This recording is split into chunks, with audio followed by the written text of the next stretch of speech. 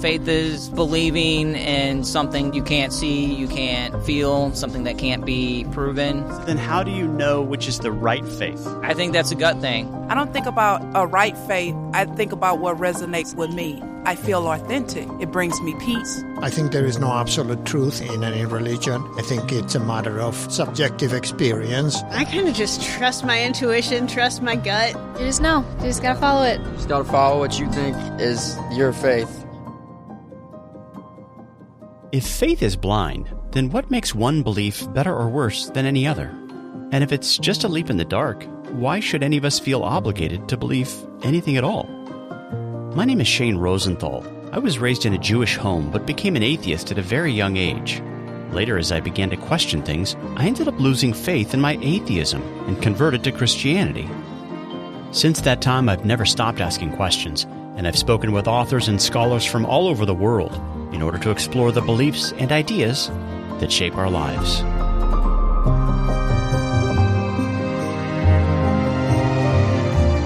Over the years, one thing I've concluded is this: we're all believers. But because there are so many conflicting ideas and worldviews out there, we just can't all be right. So how do we find the truth? On this podcast, we'll start by asking questions. I'm really just trying to figure out what I believe right now. Hey there, welcome to another episode of the Humble Skeptic podcast. On this episode, I'll be talking with Egyptologist David Rohl about his latest book, Legendary Kings, The Real Bible Unearthed. I've had the opportunity to interview Dr. Rohl on 2 other occasions, and I'll provide links to both of those conversations in the show notes. But the thing that fascinates me about his story is the fact that after discovering a number of anomalies associated with the conventional Egyptian timeline, David Rohl decided to create an alternative chronology, which in his view better explains all the data. Unfortunately, however, his proposals were simply too radical for the academic world, and so rather than giving him a hearing, he began to be viewed as a kind of heretic. In my thinking, this helps to illustrate the problem of belief systems and paradigms, which in some cases can end up doing our thinking for us. You see, when a new fact is presented to us which seems to challenge our deeply held beliefs, often our instinctive reaction is to get defensive and to dismiss this new information without giving it much thought. But this kind of posture is a perfect recipe for remaining trapped in prisons of our own making. And this is why we need to be skeptical, even of our own views, constantly checking them against the facts of the real world and comparing them with other possible explanations. So before I air my conversation with David Rohl, I thought it might be a good idea to tell you his story. And to do this, I decided to weave together numerous clips and sound bites from a variety of documentaries, interviews, and programs in which he's appeared over the past few decades. It's a story about a man with questions that many of his colleagues prefer to ignore because of previous ideological commitments. 1973 saw the publication of Professor Kenneth Kitchen's invaluable resource volume, The Third Intermediate Period in Egypt, which brought together all the known chronological data of the 21st to 25th dynasties into a single reference work. This exposed a number of potential weaknesses which were seized upon by a new generation of scholars and led to the development of the new chronology movement. If you come down in this corner, you can see how this has been cut to be a 90-degree angle like this. Right. So this stone was notched to be able to fit it comfortably into this, just like this. So that's, I think, is proof positive that this is a pre-existing structure. Absolutely. Okay. But this is the 22nd dynasty tomb, and this is the 21st dynasty tomb. So therefore, the 21st dynasty king must have died after the 22nd dynasty king. Exactly. The new chronology hypothesis was first brought to the world's attention through the publication of David Rohl's international bestseller, A Test of Time. The culmination of 20 years' research, and drawing upon his intimate knowledge of a landscape he had explored many times, David's book exposed a number of questionable assumptions underlying the established chronological framework of the ancient world. Although not everyone was happy. Professor Kenneth Kitchen, the leading authority in the complex and mysterious world of Egyptian dating, did not react favourably, making it clear in lectures and papers that he was vigorously opposed to any radical revision of the ancient timeline. So, this business of chronology is a very serious matter, and you can't just throw away what's been done and twist monuments or alter things. It seems to me that there is a sort of hierarchy in this sort of world, Egyptology or scholarship. And if you come and question the precepts, the things that have already been decided yonks ago, then you're challenging, you're being sensational. All I simply want to do is get one or two answers to one or two problems that I've observed or raised during the course of my research. And we're in a situation here where I'm not allowed to do that because it's sensational to do so. It's rocking the boat. Time and again one says, sorry, this, and this don't add up. It doesn't seem to be possible. All of us want to try and do better if we can, but novelty is never the judge of truth. The history of revised chronology extends back even to the 18th century, when Sir Isaac Newton published his little-known excursus, The Chronology of the Ancient Kingdoms, Amended. At the end of the 19th century, Cecil Tor challenged the authenticity of the Greek Dark Age, which had recently been established as a result of Petrie's discovery of Mycenaean pottery at Tel El Amarna in Middle Egypt. Then, in 1914, the Norwegian Egyptologist Professor Jens Lieplein questioned whether the 21st and 22nd dynasties may not have been contemporary rather than sequential. In the 1950s, the unpredictable Emanuel Velikovsky suggested an extreme 500-year revision of Egyptian chronology in his worldwide bestseller, Ages in Chaos. So revisionism of the ancient timeline is not a new thing, and the new chronology has a long pedigree. I was working on a new dating system for Egyptian history. Only later did I realize that my work has important implications for biblical history. The more research I did, the more I realized that the accepted dates for the pharaohs have to be wrong. This has distorted our entire view of ancient history and has left the Israelites without an archaeological footprint in the ancient world. In the last century, scholars were brought up on the Bible, the most influential book of Western civilization. The new breed of archaeologists went out to the Holy Land in Egypt, armed with a trowel in one hand and the Bible in the other, trying to prove links between the Bible and the civilizations of the ancient Near East. The trouble is, it's these links which have confused our interpretation of biblical archaeology. I think David makes a case for challenging received wisdom about how we're viewing these other areas chronologically. And I think that's very, very important. He's raised the question, and it has successfully refuted, I think, conventional wisdom. Though the Bible implies that Joseph's people spent over 2 centuries here in the land of Goshen, no archaeological evidence has ever been found for them. So the Israelite sojourn in the land of the pharaohs has been written off as myth. But if the new chronology is right, archaeologists may have been looking for them in the right place, but in the wrong time. It's here that the Austrian archaeological team has been making some amazing discoveries. They can't go down more than a few feet before they hit the sort of... What they've uncovered is a city, the ancient lost city of Avaris. Amazingly, its population was of Semitic origin, people from Palestine. Could these people be the Israelites? If you take the archaeological evidence from Avaris and compare it to the Bible's account of the Israelites in Egypt, it all seems to fit rather well. First we have a foreign population entering the eastern delta and settling down here. Then there's a terrible plague and they seem to abandon the city. Now this all could be coincidence, but I don't think so. In front of us is a new... Professor Manfred Bieter is the director of the dig.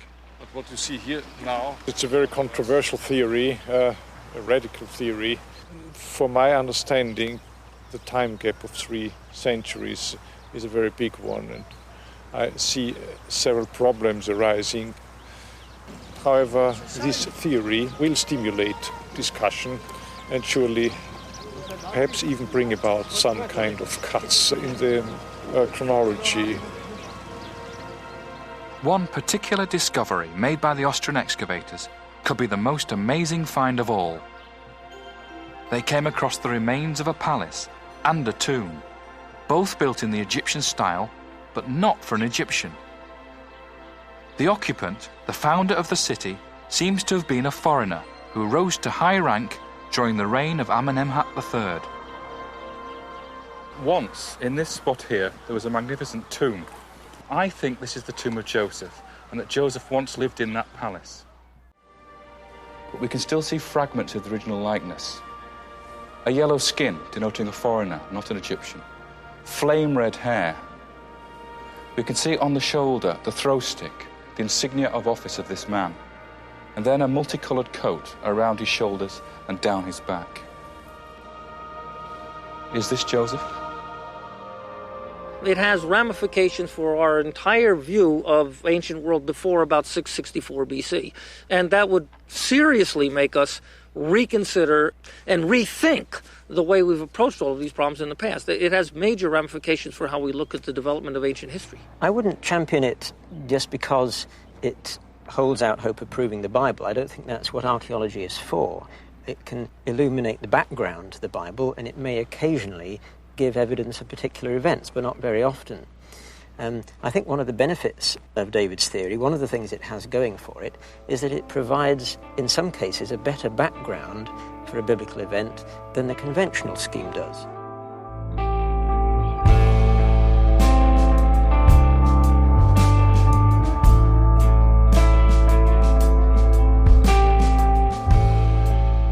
You have to realise that history isn't the past. The past is what happened. History is basically our best guess at how we interpret what happened, and we don't always get it right. And over the centuries, of course, people have written history books about this particular era, and if you read one from the 19th century, it's a totally different type of history book. So we have different ways of writing history. The past never changes, but our interpretation does.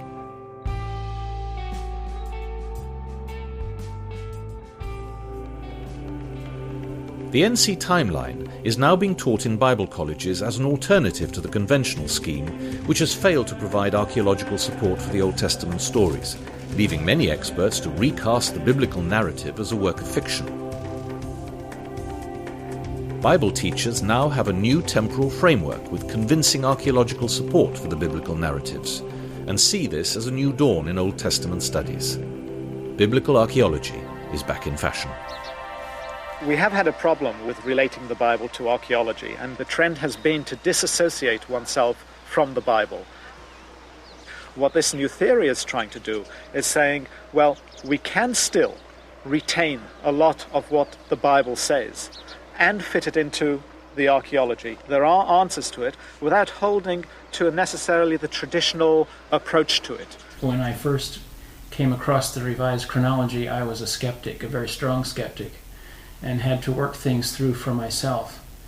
But once I read things and worked things through, and it made such logical sense, and the evidence seemed to be so strong, I've adopted that into all of my classes. I've been teaching now for 27 years, and probably 17 or 18 of those have included requiring my students to learn the revised chronology right next to the standard chronology.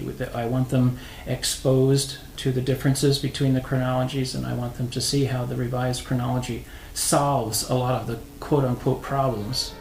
First of all, I think many of the Americans need to be made aware of the problem that exists. They need to know that there are scholars out there that are basically saying the Bible is a myth. The Bible never happened.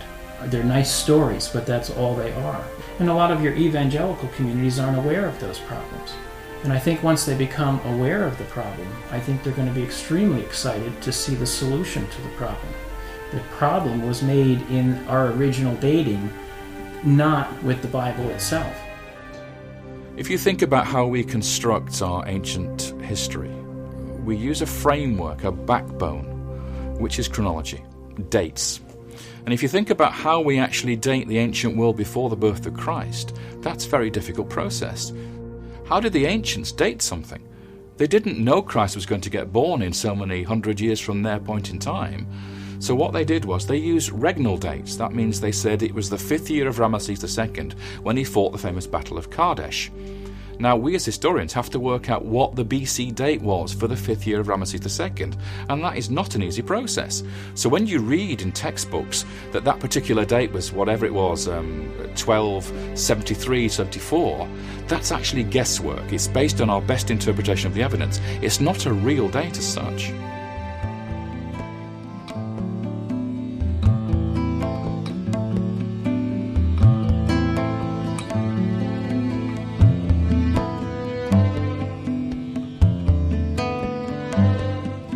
quite a few academics who are in positions now, who were my colleagues at university, and they tell me privately they think it's fascinating and it's worthy of further research, but they daren't teach it in their classes. They're not allowed to, because if they do, it threatens their positions, because there's still a whole raft of these other scholars who are there at universities, senior scholars, who look at them, and if they start to diverge from accepted wisdom, of course, they will get themselves into trouble.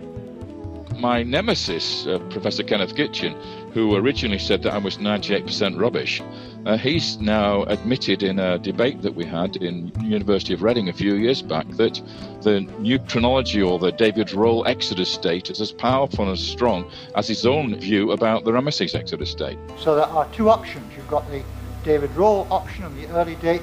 You've got the late Bronze Age option, which is not just me. There are two powerful sets of options which do not give credence to the mythologist people. So there's somebody who was absolutely dismissive of it, saying, well, you know, there's some strength to this.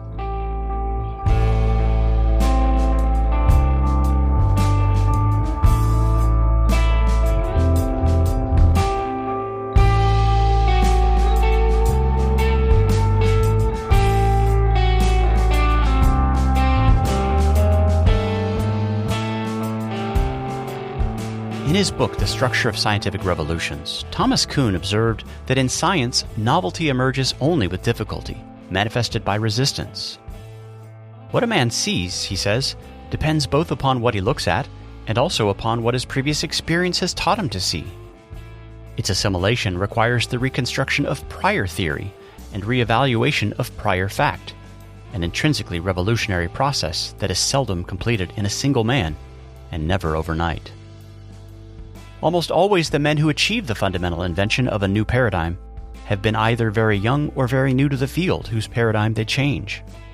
Max Planck, surveying his own career, sadly remarked that, quote, "A new scientific truth does not triumph by convincing its opponents and making them see the light, but rather because its opponents eventually die, and a new generation grows up that is familiar with it." Of course, what Thomas Kuhn and Max Planck were describing there is the human condition. Why are human beings so divided on so many important issues, and why is it so difficult to discuss conflicting points of view? Why do we stubbornly cling to our own deeply held convictions, whether political, religious, academic, or otherwise, without taking the time to really consider other perspectives? Why are we so influenced by the consensus of our peers, or those in positions of authority, more than by the facts themselves? Well, stay tuned as I'll be exploring these questions and more in a variety of different ways on future episodes. Well, as I mentioned at the beginning of this program, I recently had the opportunity to talk with David Rohl about his latest book, Legendary Kings, The Real Bible Unearthed. And here's part one of that conversation.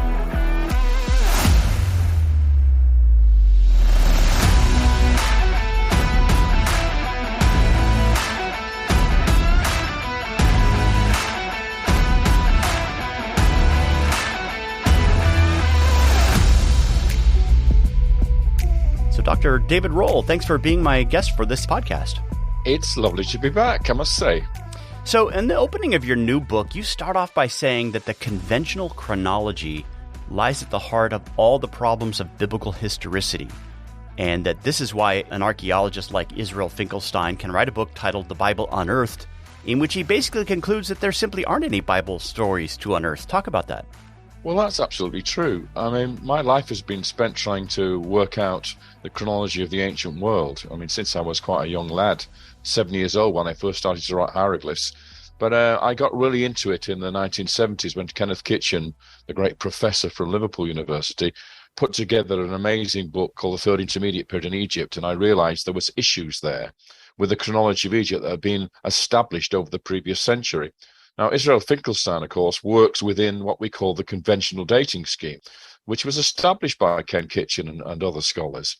And so when it comes to the issues of the Bible, linking the Bible with Egypt, there was a definite mismatch. And that's what really Finkelstein has been writing about most of his career, the fact that there is no real evidence for the biblical narratives in the conventional timeline when it refers back to Egypt and Egypt's relationship to the archaeology of the Holy Land, because they're interconnected.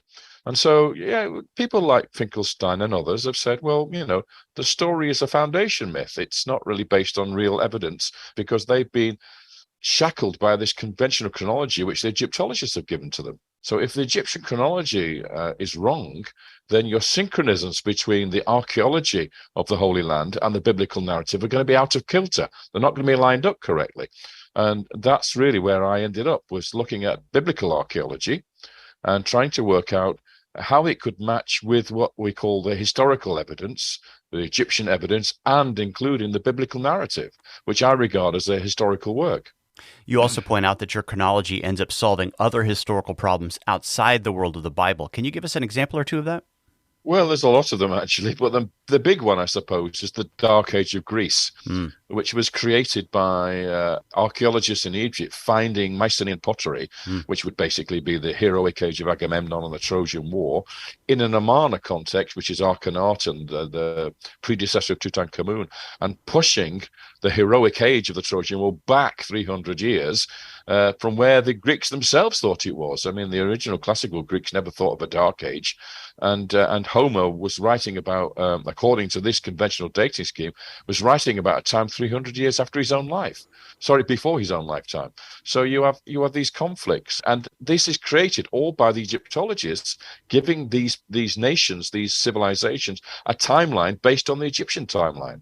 All right, so now one of the things I found fascinating about your latest book has to do with the number of inscriptions that have been discovered throughout the Sinai Peninsula. And the argument you make is that when you treat these Proto-Sinaitic inscriptions as a form of ancient Hebrew, they end up not only making sense, but also bear strong resemblance to characters and events recorded in the Hebrew Bible. So when do people typically date all the various Proto-Sinaitic inscriptions?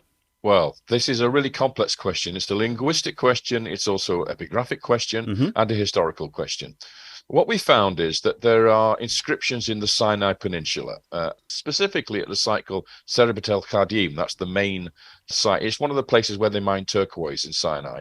And there's a temple of Hathor there. And in the mines, they found inscriptions outside and inside the mines, which look like hieroglyphs. I mean, Egyptologists, Petrie, when he first found these, they said, well, these are Egyptian hieroglyphs, but we can't read them. They don't read as Egyptian at all.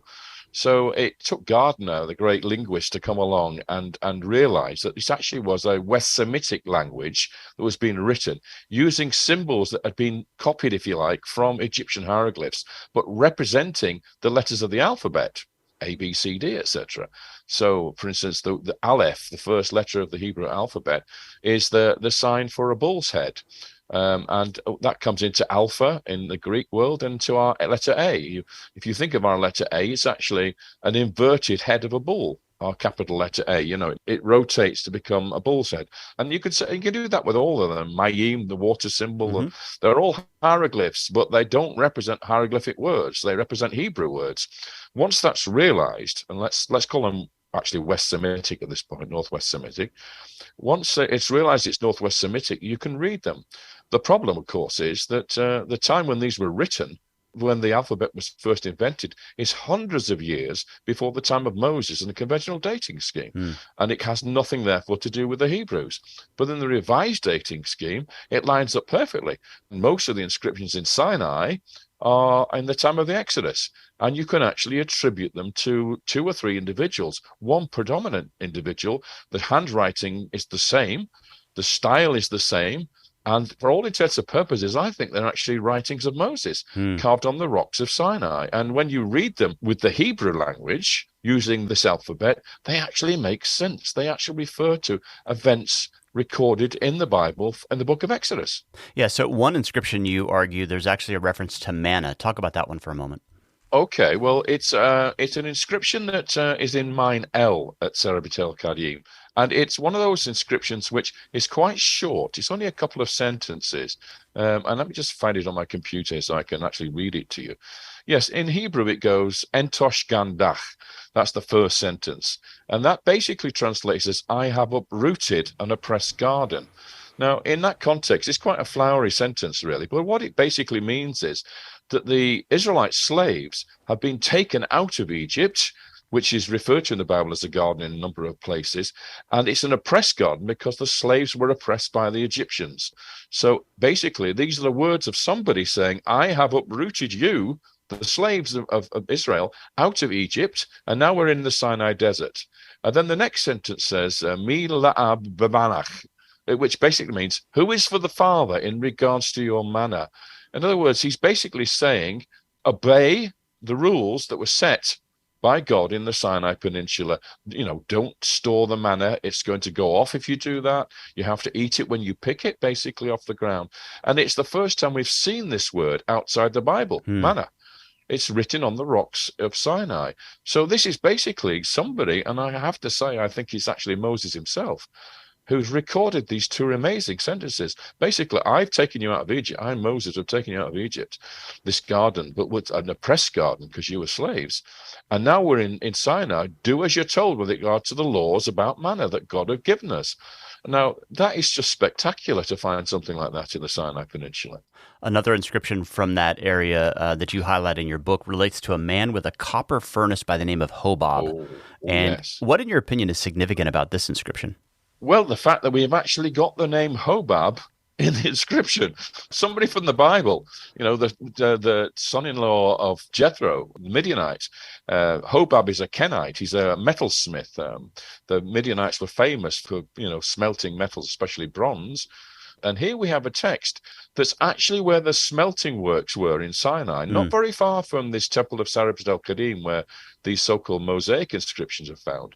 And this one goes, Wuladath wa Hobab Adiakur, which translates as for the congregation and Hobab, a mighty furnace. So it's actually a statement saying, we have built for Hobab a furnace so that we can make the bronze weapons we need when we go to invade the promised land. He's actually there smelting the metals to make weapons and accoutrements for the ark in the time of the Sinai wanderings. Now, Hobab, of course, is a bit of an obscure character. In some cases, it looks like he might be equated with Jethro, Moses' father-in-law, but you argue there's probably his brother-in-law. Why do you say that? Well, it's the word Hothan. Hothan can mean brother-in-law or son-in-law. It has both meanings. So it's just a matter of the vowel change. And of course, the early Hebrew didn't have any vowels written in it at all. Jethro seems to be a very different person to Hobab. But when you read the two biblical inscriptions, I believe there's one in Numbers and one in Judges about Hobab, it's not easy to see that he's a metal worker. How do you make that connection?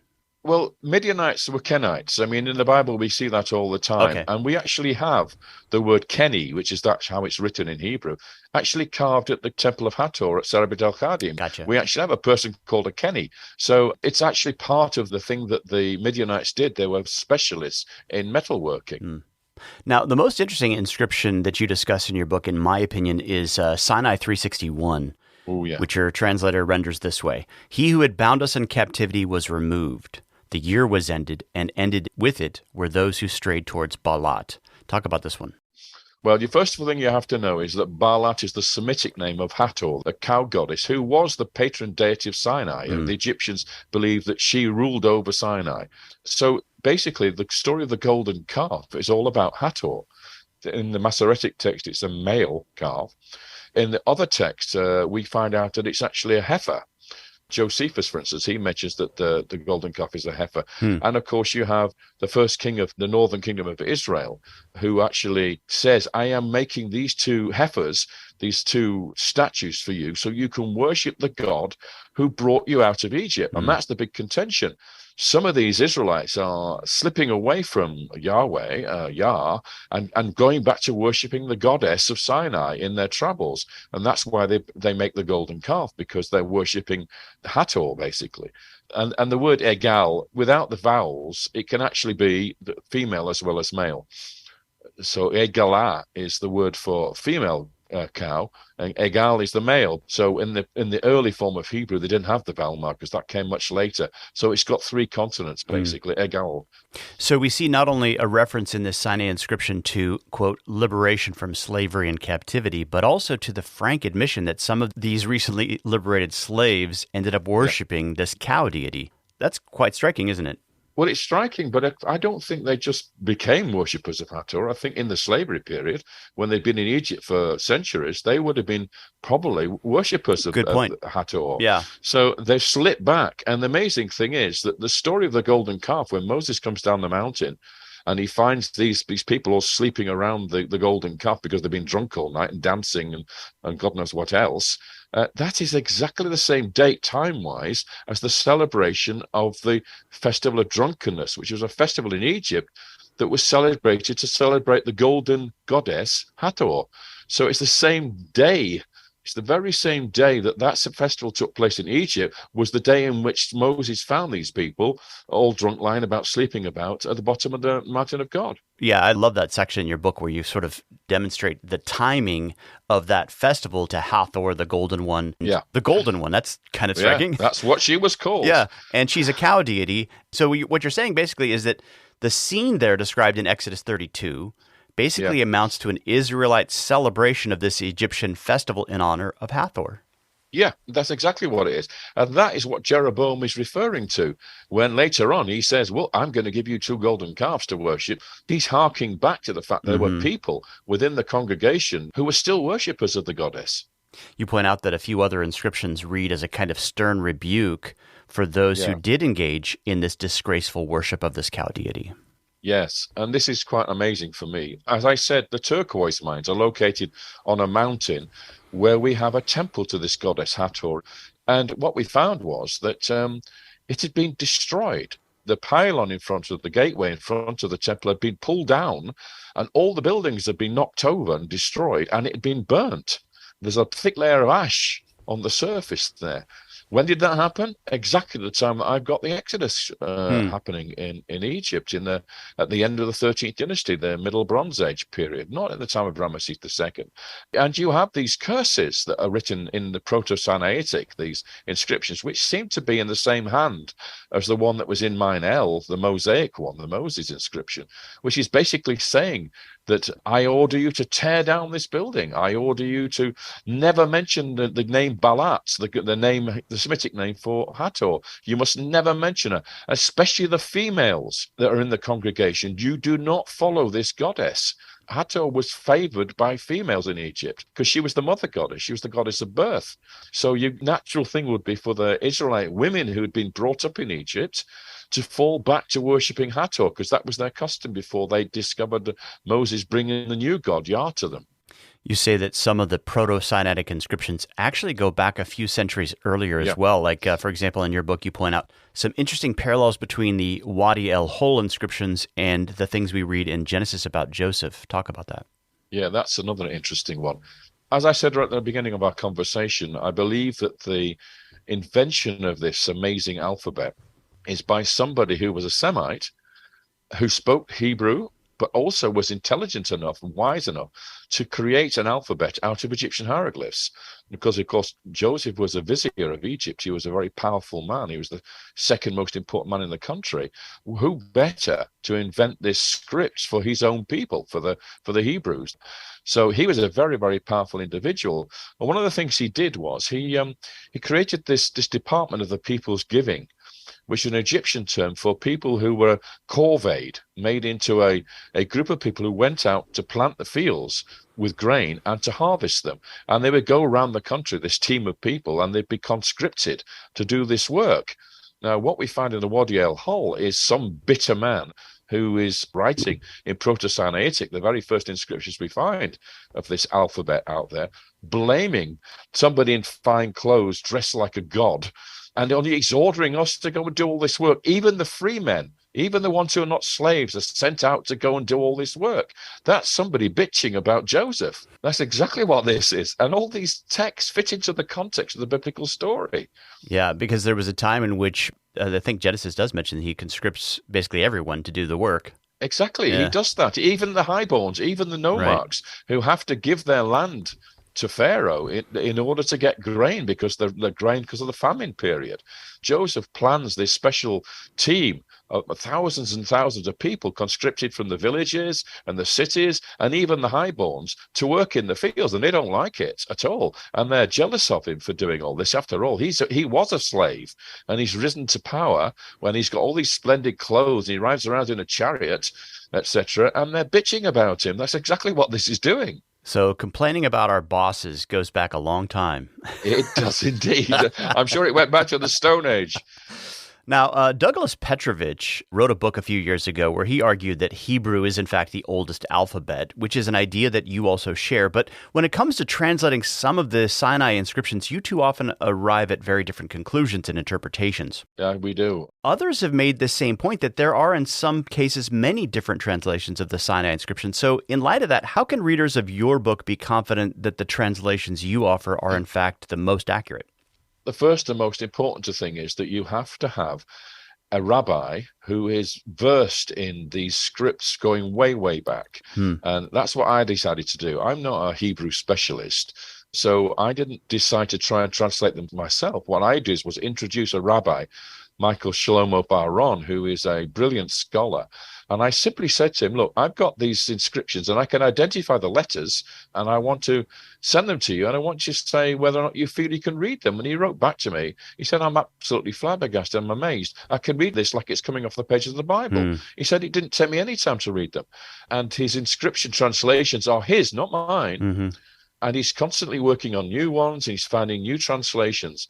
The weakness in Doug's translations is that he tries to change the letters to mean different letters, and he's on very dubious grounds when he does that.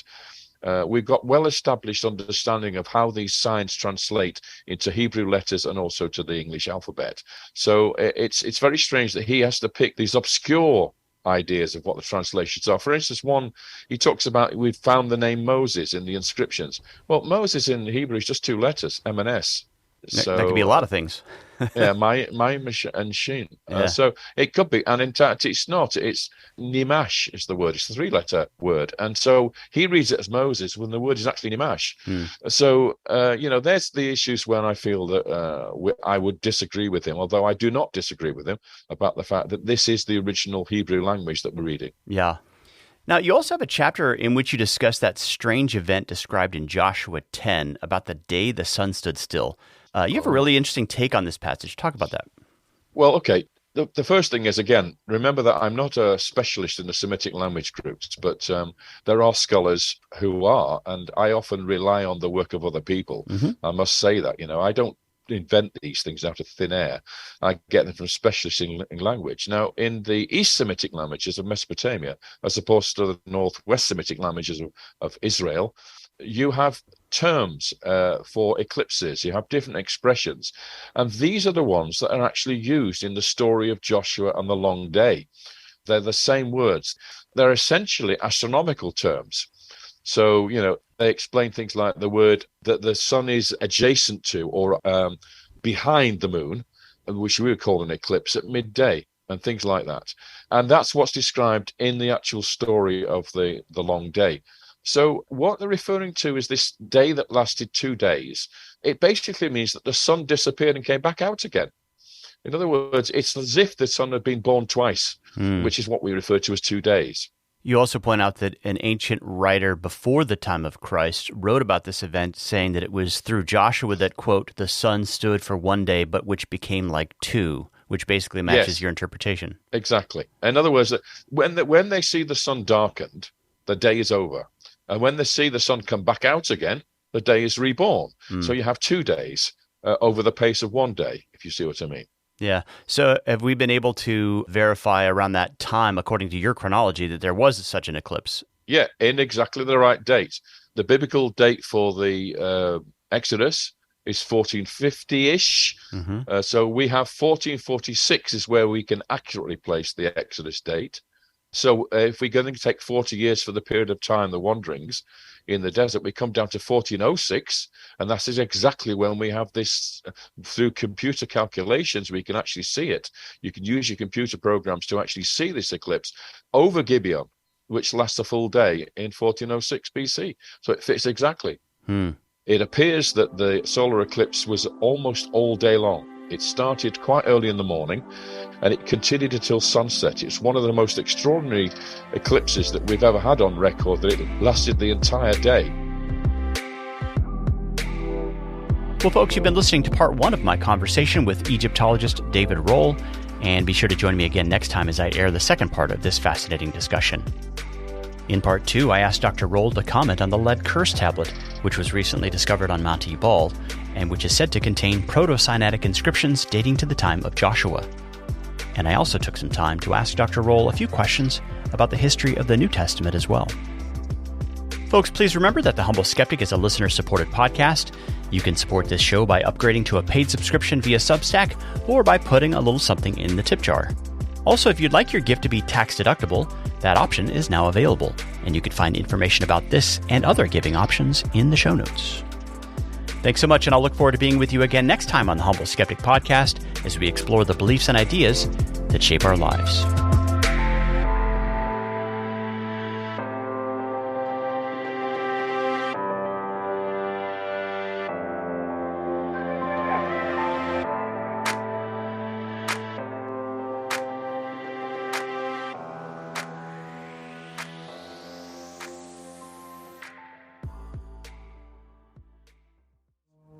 Clearly the academics are not particularly happy with this theory because it turns so much upside down. I don't blame people for being hostile. What I hope is that the hostility is directed towards me with solid arguments. Now, if I'm proved wrong at the end of the day, that's not a real problem for me. It means that we've gone through the exercise of exploring the issue, and that's what matters, the fact we've discussed the issues and debated them.